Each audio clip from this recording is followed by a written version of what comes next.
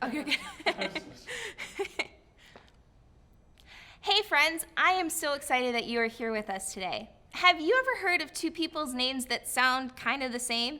Maybe like Steph and Seth, or Chloe and Zoe, or Barrett and Jarrett, or Aiden and Caden? Today we are going to hear about the prophet who came after Elijah and how God used him to show that he is the Lord of life. Now his name sounded so close to Elijah, but his name, ready, is Elisha. Now, Elisha was a disciple of Elijah.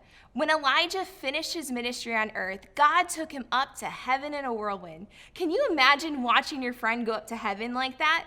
I'm sure it was pretty cool. When Elijah went up to heaven, he left his job of being a prophet to Elisha. Elisha's job as prophet was to continue the work of Elijah, to encourage the people to worship only the one true God, and to help them refuse to worship false gods. God called Elisha to remind the Israelites that he is God, the Lord of life. During the time when Elisha lived, Israel was at constant war with the nation of Aram. Now, the commander of the army was a man named Naaman. He was a super respected man who had won a lot of victories for his country. Naaman had leprosy. Leprosy is a bad skin disease. Back in the Bible times, people didn't know how to cure it. Naaman wanted his leprosy gone. Now, Naaman's wife had a servant girl who had come from Israel. She believed in the Lord and talked to Naaman's wife. Because of what the servant girl said, Naaman went to the king of Aram and asked if he might go to Israel.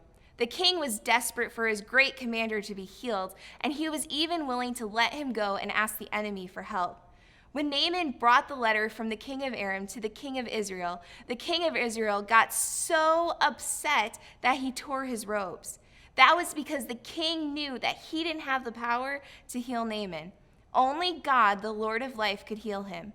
The king of Israel was afraid that if he couldn't heal Naaman, that the king of Aram was going to use it as an excuse to attack Israel again.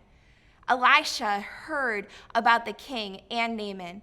He had faith that God could heal Naaman. So Elisha sent a message to the king and told him to come and find him. So Naaman left the king of Israel and went to Elisha's home. There, Elisha did not come out to greet Naaman. Instead, he sent a messenger to him and told him to go and wash himself in the Jordan 7 times. After that, he would be healed. Naaman was furious.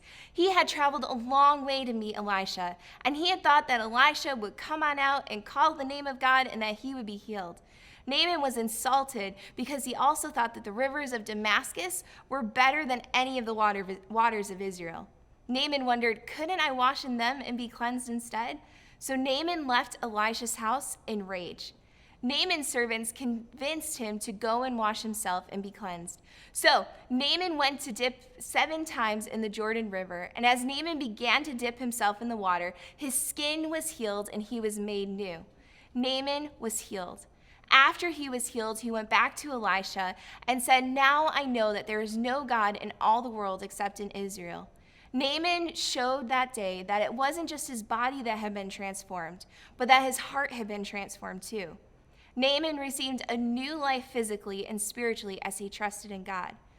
God shows us in our Bible story that God is the Lord of life, that Naaman, the leader of the enemy army, was able to know God through his healing and by putting his faith and trust in God.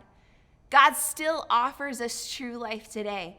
That is why he sent his son Jesus to live, to die on the cross, and rise again so that we might know him.